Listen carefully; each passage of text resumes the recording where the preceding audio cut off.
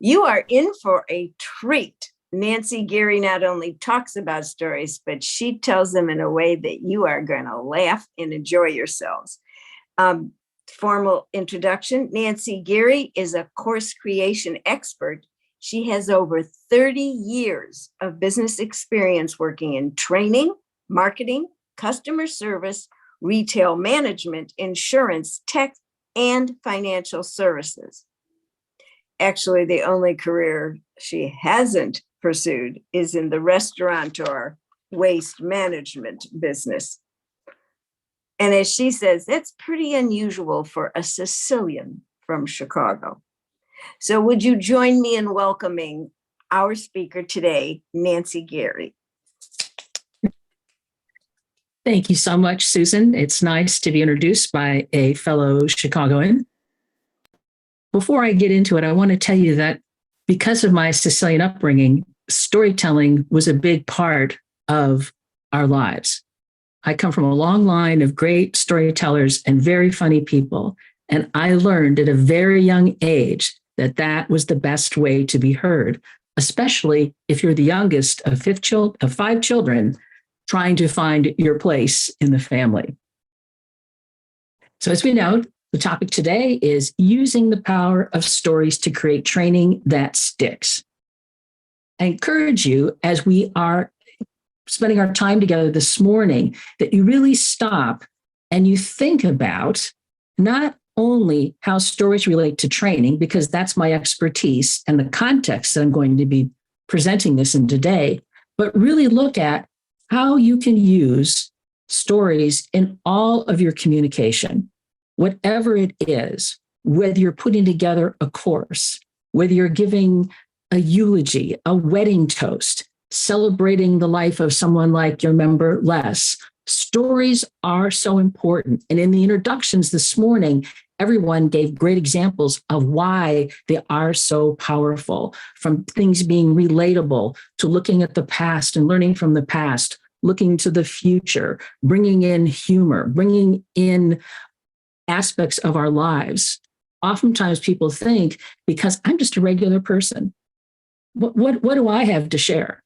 I haven't climbed Mount Everest. I haven't been kidnapped. I haven't had, what have I got going that's interesting? And the fact is, what makes it interesting is because it's relatable. I had the privilege of hearing a master storyteller over the weekend, Kelly Swanson, share stories that were based on her life. And while our upbringings were different, our ethnic backgrounds were different, lots of differences between somebody that grew up in the South and somebody that grew up in the Midwest. But yet she told stories that made me think about my life, made me think about my grandmother, my grandfather riding in the back of a station wagon. And I think most of us here are old enough to have had that experience. And it just churned up all of these wonderful memories. And the points that she was making really stuck. And that's the key. That is the most critical part in anything that we do, is we want our message to land. Now, we're in a time today where anybody with a computer can create a course. And that is both good and bad.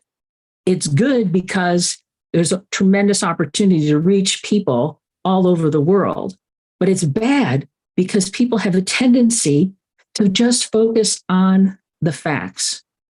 And there's this fear of, I have so much information that I have to share that I'm just going to do a big information dump because I got to get everything out.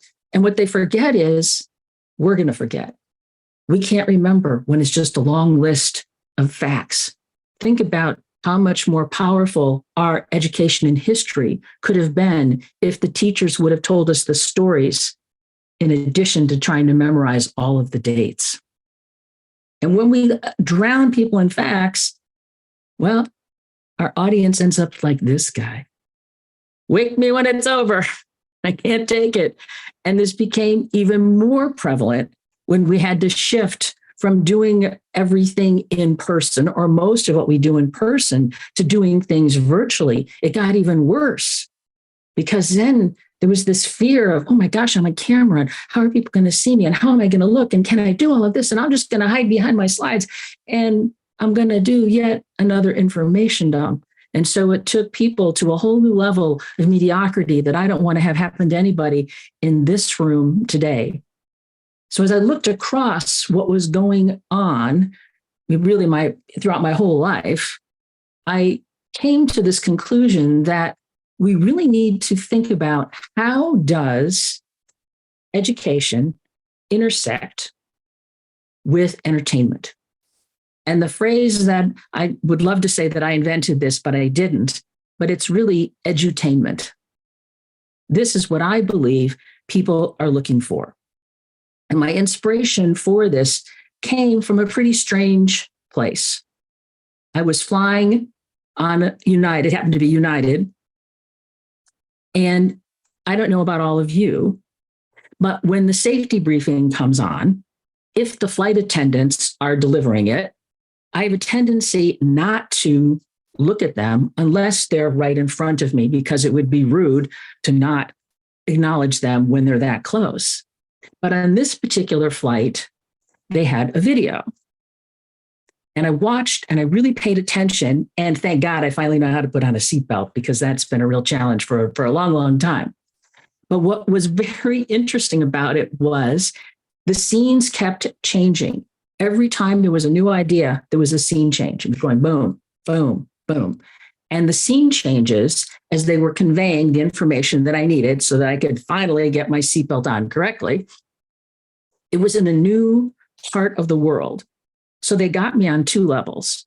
They delivered the safety information in a way that I was consuming it, paying attention to it, and remembering it, but they were also taking me on a trip around the world, which made me think about, I've always wanted to go to Bali. Maybe I should book that trip to Bali.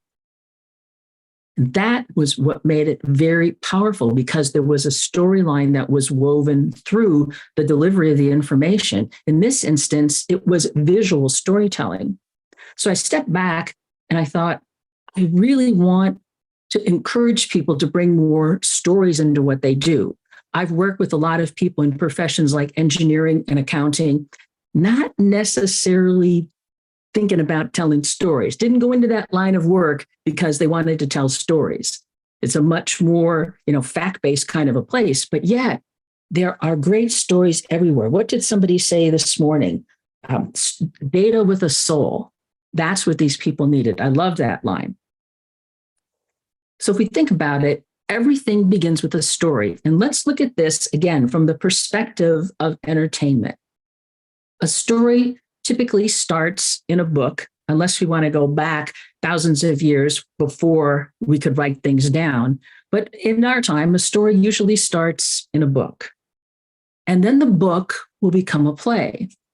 And the key difference here is when we're reading a book, the book is a solitary experience. I'm reading it. I'm deciding what the characters look like. I'm deciding what the settings look like. I'm making all of those decisions. I'm using my imagination to bring that story to life. Then we get into the play.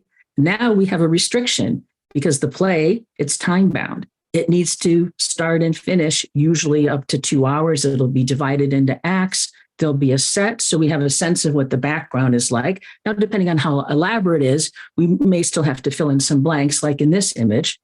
There's actors, so we know what the characters look like.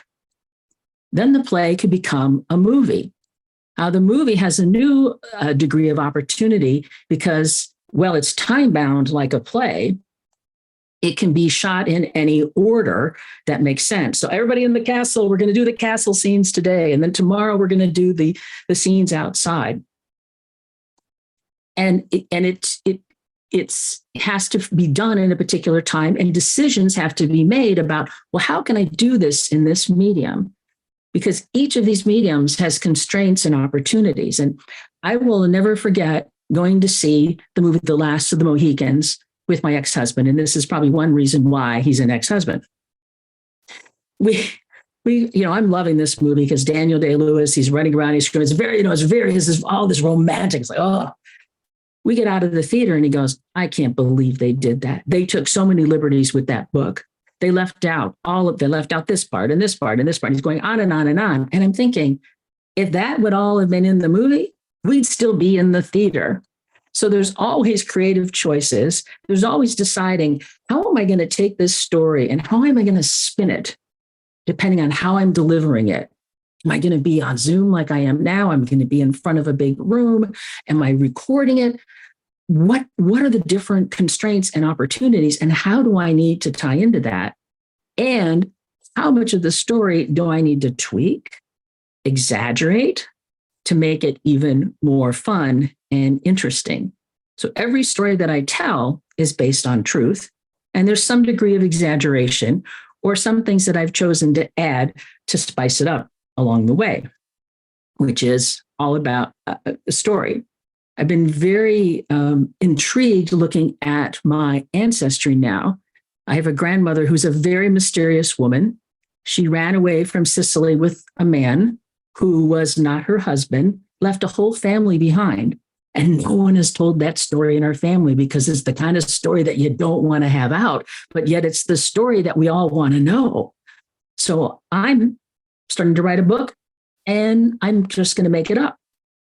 I figure everybody that I'm talking about, they're all dead or they're in witness protection. So I don't have to worry about anybody, coming for me in all of this.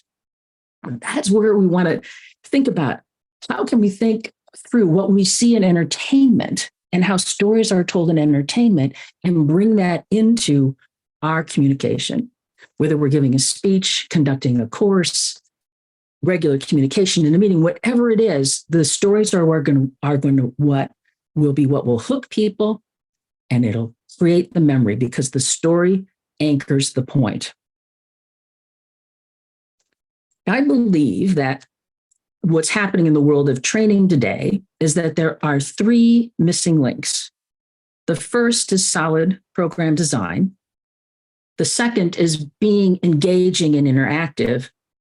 And the third, of course, is storytelling. And that's what we're going to be focusing on in our time today.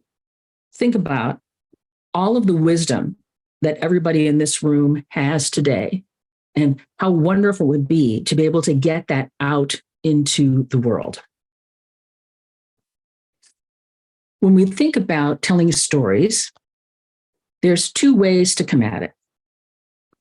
There can be the story that is in search of a point, and the point that is in search of the story. What I'm going to do now is I'm going to tell you a story, and I'm searching for the point, and I'm going to ask you to type in the chat what you think potentially could be the point of this story that is based on part of my life.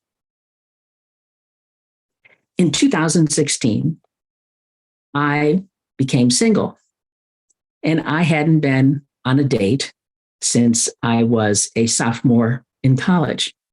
Now, you can imagine a bit of time had passed in between, and the whole way of dating had changed.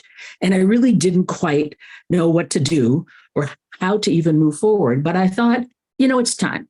It's time for me to meet someone new. So what I did is I hired a dating coach. Actually, she was a love mentor. So my love mentor and we got to work. And she asked me all kinds of questions about who I am, what do I like, what am I looking for in a partner, what's my profession, what are my hobbies, how do I enjoy spending my time. And I wrote up this whole multiple page document giving her all this information so that she could come up and write a good profile that would attract my ideal prospect. See, I'm shifting to business already. My ideal client, my ideal partner. See where we're going with this. Then went out and I had a photo shoot, costume change, hair, makeup, so lifestyle shot. So I had like the professional headshot and then pictures of me, out. So she looks like a fun gal. I want to swipe right on that one, right? And it occurred to me at that moment, you know what? I'm in marketing. I had great photos. I had great copy, and I was ready to go. Fired up the apps that she had recommended, looking at it, ready to go. And I'm swiping. Yes, no, No. Oh, hell no. No. What I was so frustrated because I went to all this time and trouble. I hired a love mentor. And what did I get? The first picture I looked at, a bathroom selfie. Now, gentlemen, I don't know who your love mentor is, but they are not giving you the ideal advice. So finally, I found somebody who seemed to be worthwhile. We go out on the date, sitting across the table. And at 5 minutes in, I was wishing that I'd ordered a double martini because it probably would have helped the experience along in a much more positive way. He asked me all kinds of questions, didn't care about my hobbies, didn't care about how I earned my living, but wanted to know about my domestic skills. He was very relieved that my name was Nancy because his first wife was also Nancy. He also had a notebook where he was writing down all of the answers to my questions. Now, my favorite question was regarding yard work. Do you prefer a riding mower or a push mower? Check, please. I'm out. Next date, seemed like a nice enough man. Saw him a few more times, but suddenly something got weird. I would get text messages that were like QAnon drops at all hours of the day and night. Now, I don't know about all of you, but at times in my life where I've had trouble sleeping and Ambien is prescribed, I've only taken that at night, not at lunch and chased with beer. So these weird behaviors were coming up after I decided this was a good prospect. And I had gotten burned a few times before meeting this particular man, like people that were married and people that, were just really not who they said they were. So with the advice of my love mentor, I hired a private investigator because nothing says love like hiring a private investigator. Got the report back. He owed the IRS $500,000. He had a restraining order against him. He was deemed to be a danger to himself and other people. So I graciously worked my way out of it, but I was afraid of it. So I worked my way through. Now, finally, going through all of this and wondering, is anything ever going to happen? I did have a wonderful date where somebody came in, and as soon as I looked up, I felt this electric charge inside of me that I had no idea that I could feel at my age, and thought, this is interesting. And throughout that whole process, one day I woke up and I went, you know what? I'm in sales. I have to identify who my target is, what's going to work for me, go through a whole list of leads before I finally get to where I need to be. And that's how my dating story went. So in this particular rendition of this, I took it into sales and marketing, but I could tell the story of my adventures in datings. And there's a whole lot more that I could add to that story around that the crazy man wanted to move in with me, and he was assured me he would take care of me. But the only catch was that I'd have to keep his cat. And at that point, I thought, keep your cat? Do you know how easy it is to get a cat?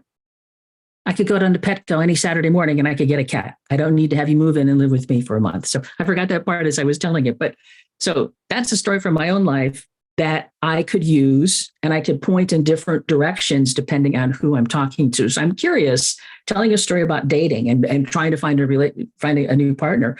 Where do you think that might fit in? If you just want to type that in the chat. Okay. Human experience is vague, and by creating a rational approach, process, hoping, provide, intervene. Find out who you want before you work so hard to be there. Sales and marketing work hand in hand. And then, of course, my line, nothing says love like hiring a private investigator. So now, if some of my Sicilian relatives are still alive, I know a guy and I could have handled it in a whole nother way. So that's a story, an idea of a story looking for a point. Now, sometimes, and it's more likely that we have points that we want to turn into a story. So many years ago, I was involved in a project for energy efficiency for the state of Wisconsin. And we needed to collect testimonials from people all over the state. And we had the idea that then we would put them together into our marketing materials, into our training materials. We'd get the testimonials, and then we would figure out how to use them. And I'll never forget going into this manufacturing plant in a town in the middle of nowhere, Wisconsin. And we were interviewing one of the vice presidents. And he just gave us a list of every every single energy efficiency measure that they put into their building. And it went on and on and on. And we thought, we're not going to be able to use this. And the leader of the program is thinking, and we don't want to offend this man, but we're not going to be able to use this. What do we do? We're walking out to the car, and one of his assistants follows us to the car. And he says, wait, I have to tell you one thing before you go.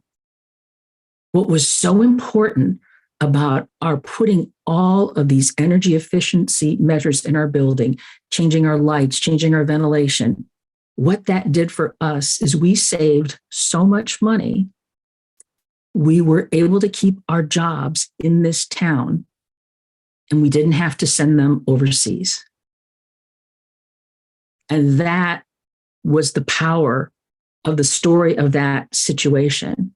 And we were able to cut together, through the magic of editing, we're able to put it together and then have somebody add that on after the fact.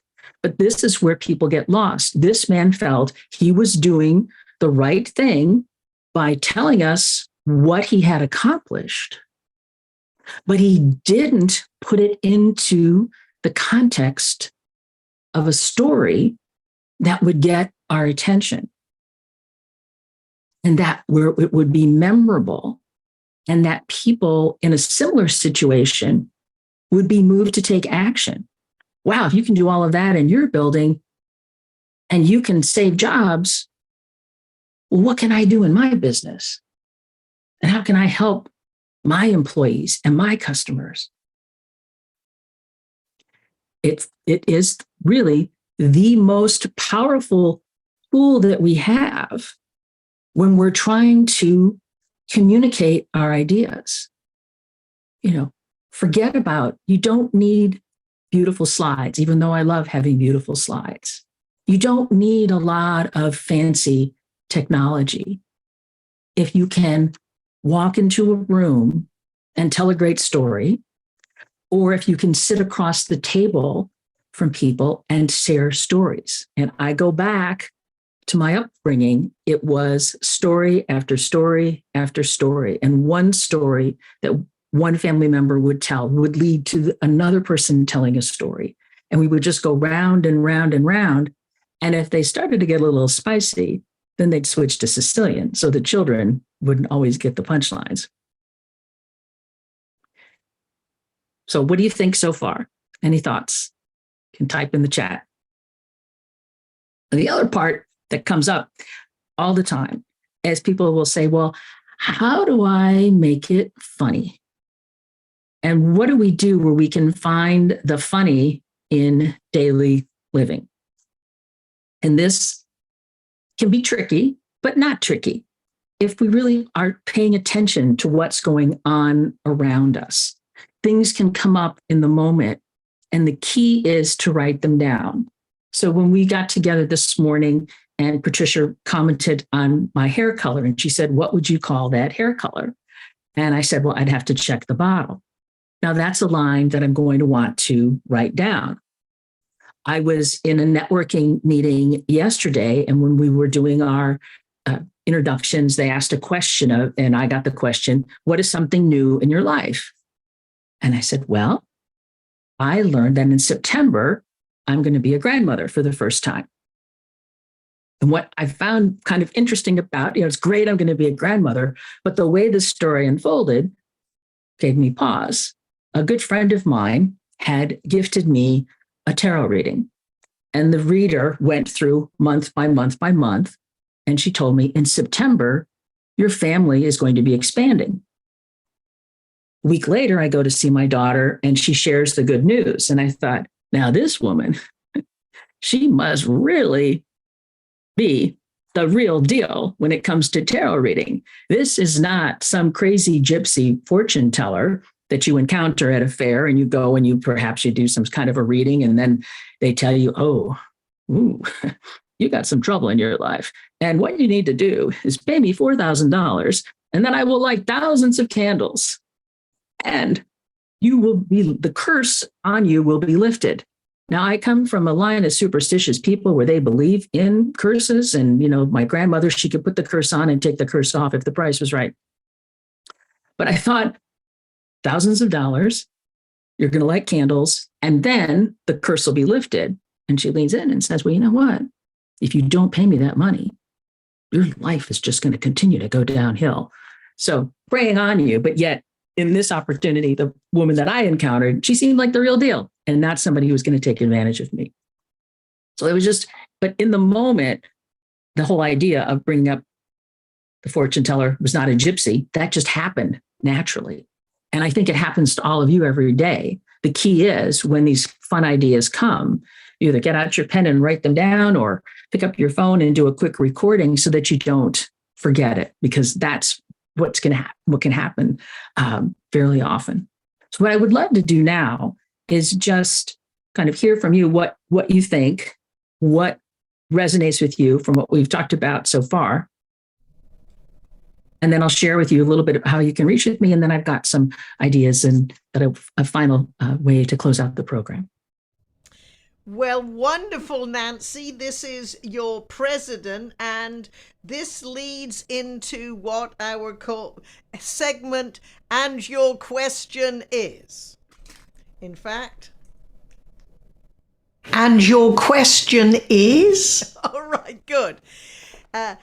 One, I love your program, and it might interest Les Anderson to know, because of the stories we heard on Saturday about all the good work, and the people were up telling everybody about how Les helped them when they were young. I walked out, and when Harold picked me up, I said, when we get a new car, I'm donating this one to the Boys and Girls Club in honor of Les. The power of the stories. I don't need to trade it in. I need to give it to the Boys and Girls Club because of the questions, of the stories. So we have questions, and Gary, I don't know if you would like to handle the questions or if you would like me to. Rip, go ahead and take it away. All right. Randall Reeder, I see, is the first one. This is a comment more than question. And Nancy, thank you for your wonderful presentation today. Everybody in NSA knows Jeannie Robertson. Yes. And Jeannie actually wrote a book on writing down the humorous things. And she started out one a day, and she kept a journal that way. And one day her husband mentioned something funny that happened, and she said, well, I already got my one for the day. And suddenly it hit her that you're not limited to one. But anyway, yes. just writing down the funny things that happen, and who knows, you can refine that into an important story sometime. Exactly. I was at a wedding for one of my nieces several years ago, and her family, or her husband's family, they stood up and they were telling all these stories about Jamie, the man my niece was going to be marrying. And they were hilarious, and everybody is laughing. And my sisters all looked at me and they go, you got to get up there and you got to say something funny. It was like, we can't let this family appear to be that they've got all the good stories and they've got all the humor. So, but in that moment, when somebody says to you, you got to say something funny, I can't say something funny because it's too much. It's like the pressure of the moment. If somebody would have told me, I would have prepared. I'd have something great. But eventually, we came around and came up with some funny stories about little Sarah. I'd love to just have this be more conversational at this point about what have you observed, and what stories have made an impact on you personally that you've heard that have changed maybe your point of view or your way of approaching something. What story you've told. Antonio White. Thank you, Nancy, for an amazing presentation today. It was terrific to see you in action again. And my question for you is regarding relatability. It Yes. seems as though so much of what you do is to create context to make the subject matter relatable for the person who is participating in the event. How important is it for you to make sure that the topic is relatable, or could you offer some insights about making things relatable, maybe a top trick? Relatability, it's not as challenging as one might think. So when I talked earlier about the program that I attended over the weekend, where the stories that Kelly told were all based on her life. They were very simple stories around the Sunday dinner. So many people have had that experience where Sunday evening was family time, taking a trip with a family, the family vacation, the business meeting where perhaps the way that the meeting is run or the way people behave are things that we see all the time. The people that like to interrupt, the people that don't pay attention, the people that are just, doing this, or now it's one of the funniest things I think that happens to all of us is muting and unmuting. As long as we've been doing this, we all still have moments where we can't seem to find the button to unmute, or we're unmuted and we don't know where the faux pas that people make.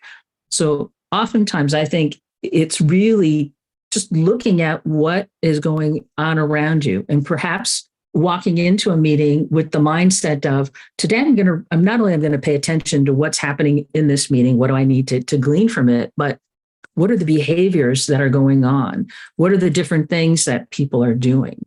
Or to reflect back on a family meal. Most of my family dinners were wonderful because the food was fantastic because we're Sicilian and bad food is just not allowed, right? So we got that going for us. But it was the time that everybody came together and talked about what was going on. But there was one night where our family dinner was delayed. My brother had gone out sailing earlier in the day, and he was supposed to be home for dinner at 6:00 because that was a rule. Whatever you were doing, you had to be at the dinner table at 6. Well, it was 6:00, it was 6:30, 7, 7:30, 8:00. The phone rings, and they found our boat, and they found 2 people, but 3 were missing, and 1 was my brother. So that was is a memorable family dinner, but not like the family dinners around holidays where it was a celebration. So in telling that type of a story, who hasn't had the experience, or many people have had the experience of waiting for someone to come home that doesn't come home. And on that beautifully motivational idea, Paul Coleman from England has a question for you. And then Judy wrote a question in the chat that I will give to you. Okay, Over to great. you, Paul. Okay, thank you. Thank you, Nancy. That was a very enlightening. And I really do sort of relate to this stroke, pointing to a point, or pointing with then making it into a story. My dilemma is really that my background and what I do as a consultant now is I deal in anti-money laundering and financial crime. Now, one of the things that I've tried to do, and in fact I've spoken to the Paul, GG. I'm sorry, Paul. Can you clarify, Paul? You mean investigate it, not do it. Yes. Okay. I'm on the good money side. laundering, not I'm on a engaging good in money side, laundering. but for a fee, I might say I might move over to the bad side if you really had a problem. But no, the whole issue is, I try to tell what the bad side of the outcomes, and one that is quite common that I talk about is human trafficking, which is a very, very sad and personal story.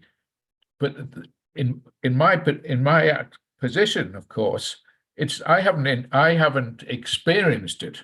What I do is to read about it in articles and books and such about the hard lives that people get who are trafficked.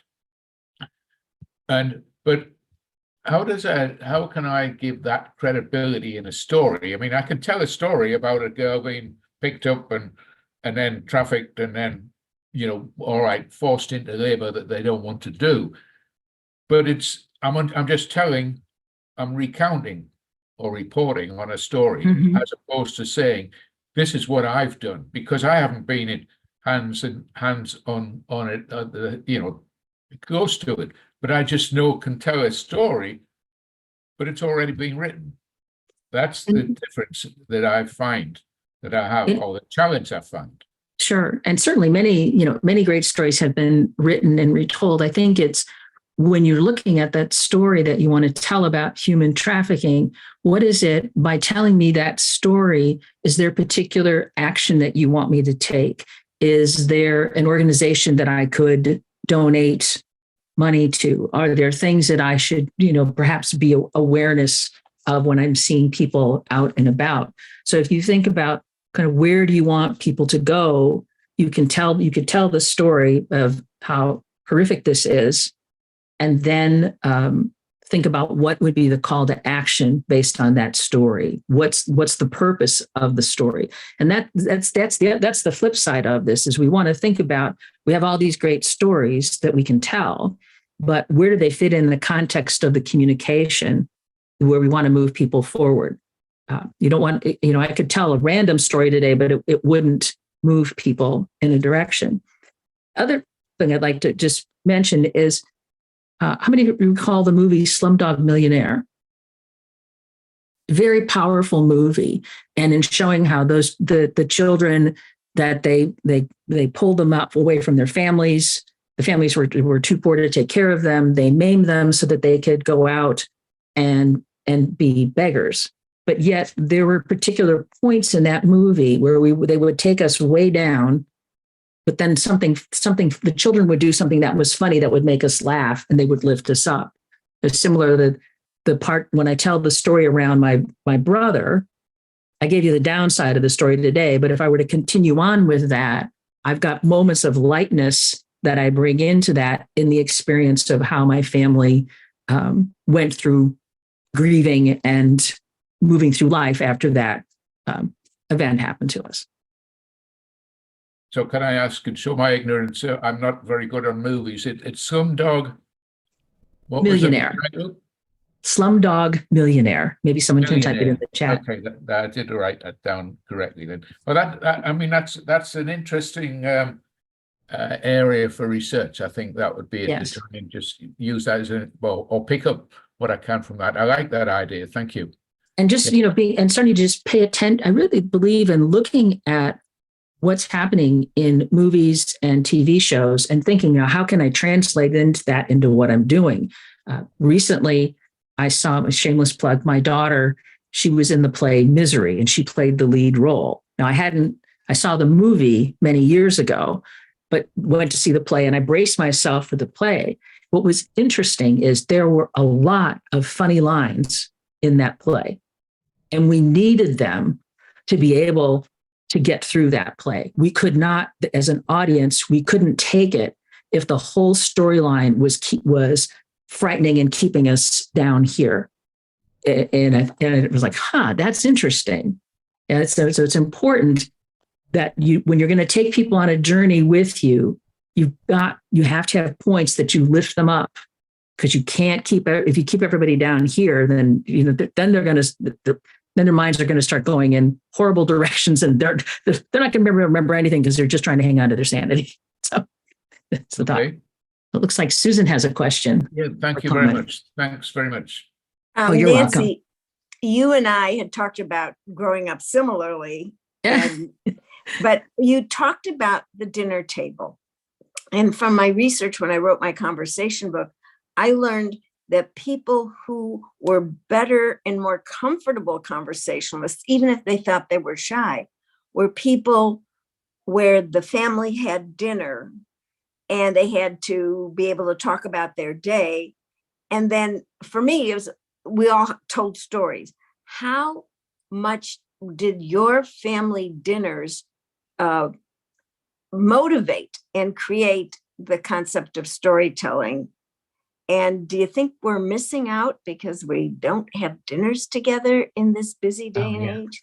I think so. It was really a part of my whole family culture. Was the dinner table was the time to share what was going on. And when the extended family gathered, then we're talking about, 20, 30 people, maybe more. It got even crazier with the degree of stories that are happening. And to kind of sort of take you back again to the experience with my brother, I have two cousins, Peter and Junior, two of the funniest men ever to walk this earth. And so the family is, showing up at our house, and, we had more lasagna than anybody could ever possibly need in a lifetime.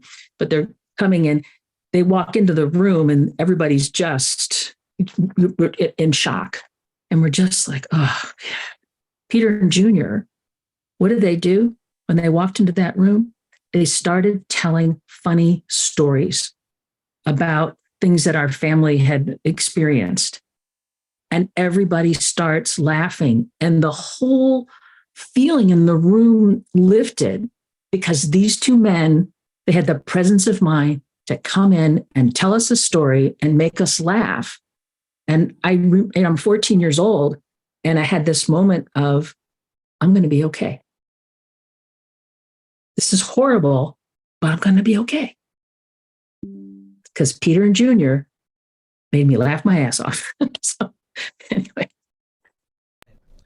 Thank you. And Judy, who is our Carl Walsh's guest, wants to know, when you tell stories about people, do you get their permission to mention them? In the dating stories, no. That's the price to pay. If I'm telling a story and I'm using it in a business context, I'll acknowledge with someone that I'd love to tell that story about our work together, and I will get permission if I'm using it in a context, particularly if it's a situation where I'm being paid to do something. Oftentimes, if I don't use the person's name, I'll just say, a company that I worked with, a man that I worked with, a woman that I worked with, and I'll just tell it from that angle. And then they're maintaining anonymity. I'll say, a motor manufacturing plant, a glass manufacturing company, an accounting firm, a bookkeeping firm, or I'll just use a first name, and then then there's the anonymity there, and I don't need to worry about then getting permission. But if I'm going to cite a particular person at a particular company, I'll let them know that I'm doing it and give them a heads up. And oftentimes people are flattered that you thought enough about your experience with them that you want to tell the story. Unlike investigative journalism, where you're digging up the dirt on people. All right, a question from Gordon Hill, and then we will go to Betty Teish.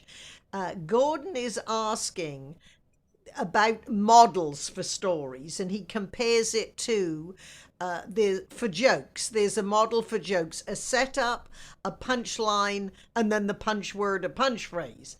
Do you have a model underneath your stories? Yes and no. I think I have an unconscious model. The model that I will tell if I'm working with a professional and we're trying to build their story, like when I was working with Zero and with different accountants, and they were telling stories about how they helped their clients. Well, that just lent itself to the hero's journey model. And I think what's important is when we tell the hero's journey model, it's more effective when we're the guide, when we're the person that helps somebody along the way. And what I did with a couple of people that I work with there is looked at, what did you do to help your clients? How did your analysis of their financials reveal information that you were able to provide to help them different? And one person was so funny.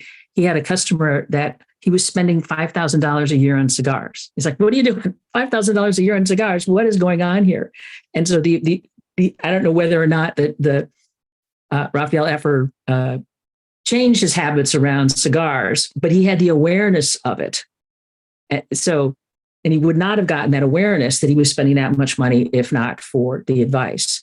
So oftentimes we're better off to be that person on the side better than the look at me, how wonderful I am. I accomplished all of this. Because oftentimes when people tell the hero story from that perspective, they forget to say, I was successful in doing this, and so can you.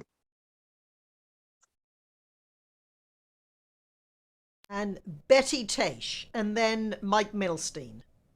Thank you, Nancy, for an excellent presentation. We just went to the Marin Speaker Series on Monday, and the speaker was Kobe Boykins, who was he's from the Jet Propulsion Lab in LA, and he's been working for years on the apparatus that's going to be taking off in October to Jupiter and around Jupiter and so forth. And I have to say that's the only one that we walked out of.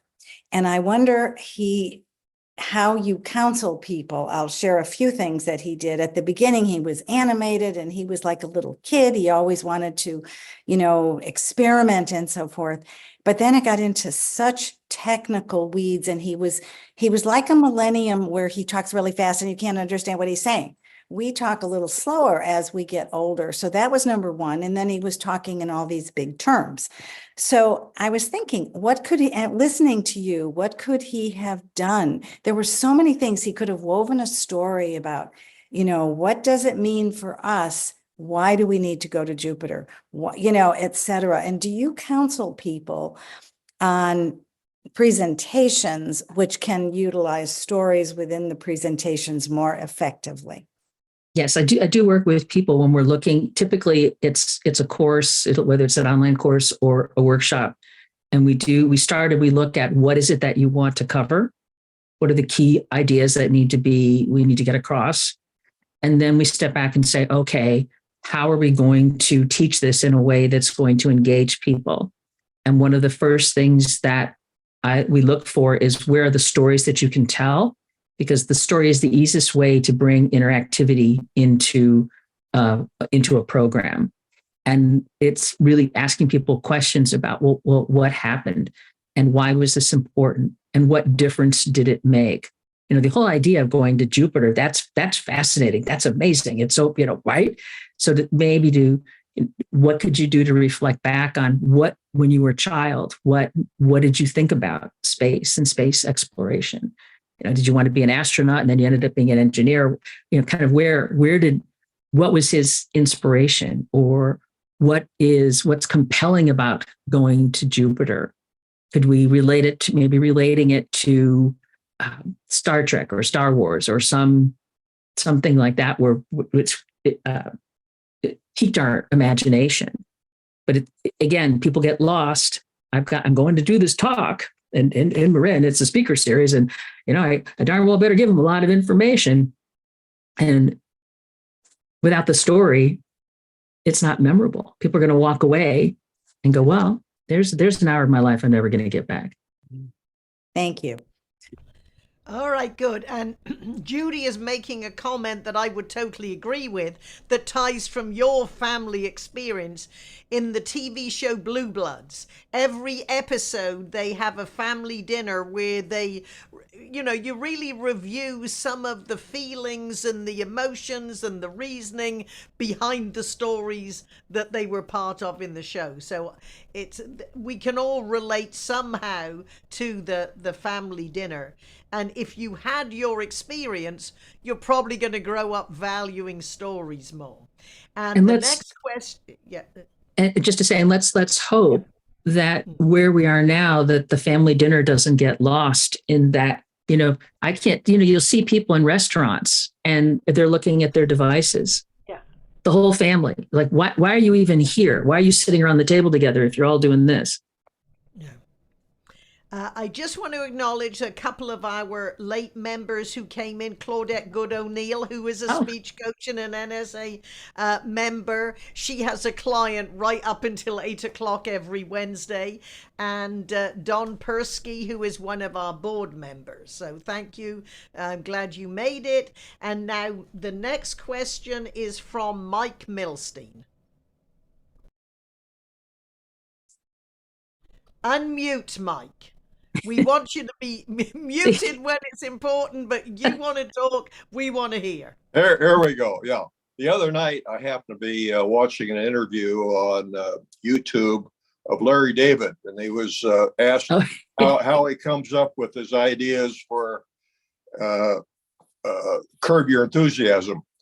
And he said he just goes out every day and encounters different things, and then he makes little notes, and then he does an outline and has the actors just improvise from these different situations. So that's kind of how that came about. But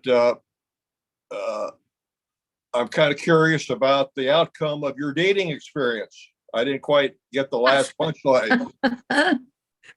Well, I have a very good story that I don't know if it's appropriate to tell at this hour of the day of the gentleman that did finally land in my life. And the deal was sealed when I went to get on his sailboat and I fell into the water. Single malt scotch was involved. And and the rest is history. I think Neptune poked me with his trident and I ended up lost my glasses, lost my shoes. And he Quite called nice. again. I think he must have felt the electric charge as well. Exactly. There's a lot more to that story, which I'll be happy to tell you over a drink sometime. Okay, good. I want to see the movie. Well, just know our members begin drinking very early. There you go, day drinking. Okay. Okay, good. Now, Susan, is your hand up left over, or is it a new question? My hand is left over, but as you just said something, I want to comment because I think all of us have heard it. Nancy is the queen of the under the breath throwaway line. Yeah. And what the side comment. So if you really want to hear and get the humor, listen very carefully because it will sound like a throwaway line, which you just did. And now I'm going to put my hand down. And Okay, good. And Nancy, I am going to have to leave at 2:09. However, we can keep the room open as long as people want to talk Sure. to you, and Pete Ratto will turn it off. However, I know, as you can tell by the questions, and Betty said, there are people who need you. How would people contact you if they want to know any information or want to refer you? great. We do have a lot of speakers here who do build courses, and then you can give your concluding remark. I will run Happy to. away, but then you can keep answering Sure. questions and chatting with people Yeah. as long as Happy they to want. happy to talk as long as people are willing to hang out. So what I'm going to do is here's a slide and it has my contact information on it. I'll drop this all in the chat for you as well. There's a link there to my calendar as well as how you can reach me. And just give me a moment and we'll put this in the chat for all of you. Get your cameras out if you want to book time. They'd be happy to do that. Whoops, my cutting and pasting isn't working. So, you do these things every day. Carl Walsh, can you copy for Nancy? Nancy at nancygeary.com and then LinkedIn, Nancy Geary. Of course, if you go to LinkedIn, when you want to tag or check out Golden Gate Breakfast Club or your president's meeting on a Monday that you want to make a quote on, you look for Nancy Geary and you will find her LinkedIn page. Yeah, so my technology was good until that moment. Yeah. And okay, that's what can happen. Yeah. So I thoroughly enjoyed spending time with you this morning. And I love the opportunity to be in conversation with the questions and it just brings up more ideas. And what I would encourage you is to really take time to observe what's going on around you. Sometimes the simplest things can turn into the best stories. And when you're listening to someone else tell a story, what does it evoke in you? And take note of that as well, because that's part of where your story can come from. So in addition to my wonderful ethnic heritage, my mother was a librarian. She was a volunteer librarian in the school, and our house was loaded with books. And we had so many books that we had a card catalog system to tell us which room the books were in. And one of the things that my mother said to me that has stuck with me my whole life is she believed that everyone has one great book in them, at least one. And that book is loaded with stories. And I grew up having her read me stories when I was little, encouraging me to read as I grew up, which opened up the whole world around me. And I can remember almost every story that I've been told in my life and how it connects to something else. So whenever you're doing, whether you're creating a course, whether you're doing a wedding toast or delivering a eulogy or conducting a meeting, think about where is the opportunity for you to bring in a story, because stories are what connect us together as humans. Thank you, Nancy. And that is, stories are the currency of human contact. Let's give her a yay. Yay! Thank Love you. that. So is Gary McKenzie still with us? I am still here.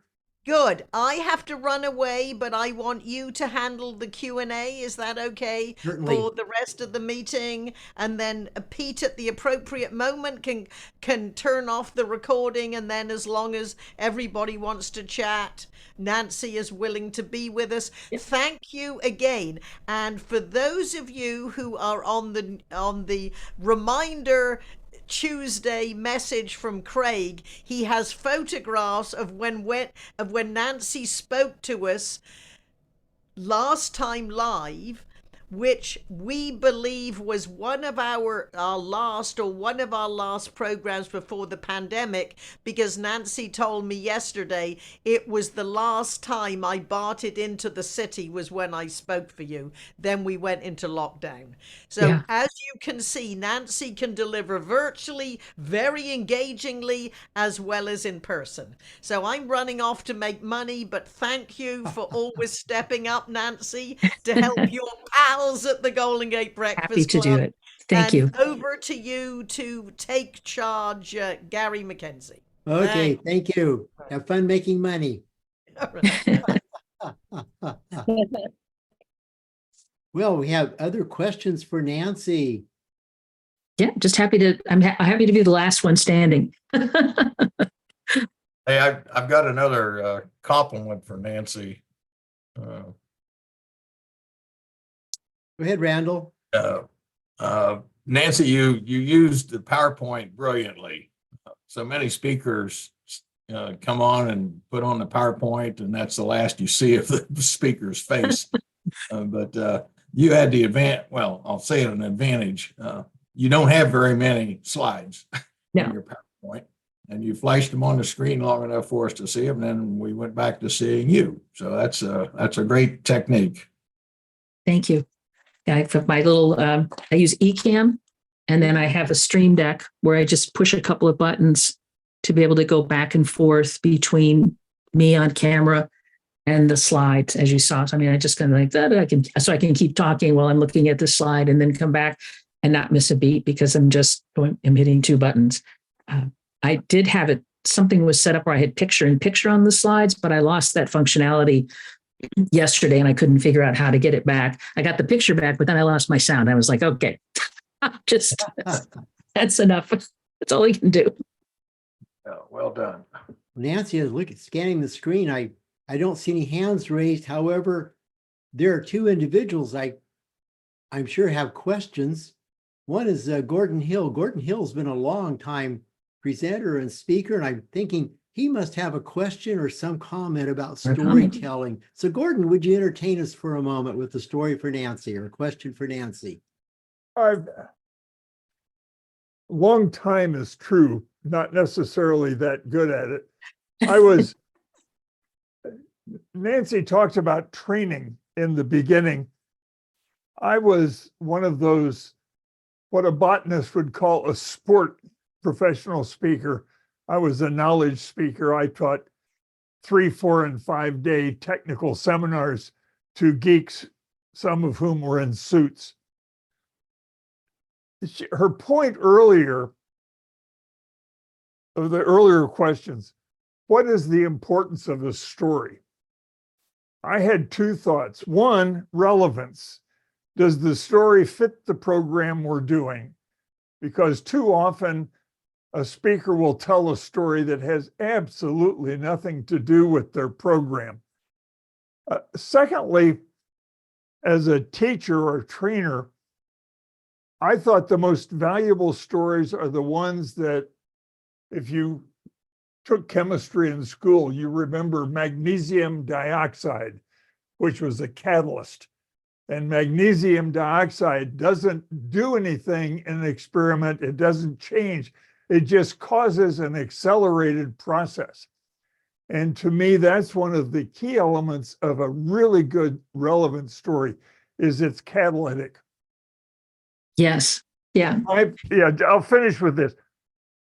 My role was teaching people basically at the end how the internet worked, all the bit fiddling that goes on, so we can have this thing called Zoom. But my goal in 3, 4, or 5 days was I could not train someone to become a master network designer and evolver. So I tried to build in stories that were catalytic, that prompted them to say, hey, wait a minute, what I'm doing can have an effect on down the line. And so I need to learn more. I think that's something a lot of teachers miss, is that an important element of storytelling is to encourage people to keep investigating. Yes. So, Yeah. and I wanted to think, I'll drop in one last thing. Sure. I had a good relationship with Bill Gove. I don't know why he took me under his wing, so to speak. He had a story model that's very much like Campbell's. Campbell's is call to adventure, accept or reject the call. If you reject the call, you're in hell. If you accept the call, you go on the adventure. And if you succeed, you're a hero. Gove added a first part to it, which is implicit in Campbell's model. Gove's model was, this is who I was, or this is what the situation was. And one of the beautiful stories that's told is in the first episode, well, it's actually the 4th episode of Star Wars, when Luke Skywalker is standing looking at the two suns, wondering, what in the hell am I going to do now? Yeah. Okay? The point is to tell who he was and what the situation was right then talk about what happened, what he did about it, and the eventual outcome. And I'll shut up. You know, and it's like some of the really compelling stories, I think, are an ordinary person finds himself in an extraordinary situation. And they got, how are they going to rise to the occasion to move forward in whatever way possible. I think of North by Northwest, an old movie with Cary Grant, and they think he's somebody else. And he's trying, he's going through this whole thing, trying to work through, navigate this crazy infrastructure. I think he's a spy. Oh. Well, Nancy, we certainly appreciate your here and presenting with Oh, us. And we want to be respectful of everyone's time. It's 5 after the hour. So unless we have one last burning question, I think it's time to wrap this up. Do we have any one last burning questions of Nancy? Nancy, would you give us a takeaway message and we will sign off for the day? Nancy. Another takeaway. Takeaway. A carry out message. Carry out message. I did one. I got to come up with another one. Well, again, I think everyone has stories to tell. And even the simplest situation can turn into a very fun, interesting, compelling story. Somebody mentioned Larry David before. Remember the show Seinfeld? It was the show about nothing. It was people just kind of going through their daily lives. Certainly they amped it up to add in humor, which is the other piece of it. So sometimes you can be in a moment and it's going to be interesting because it's relatable. Very good. Okay, Nancy, thank you so very much. Thank you so much, everyone. Everyone have a wonderful week and we'll see you next week. Okay, goodbye. Bye. Take care, everyone. Thank you so much.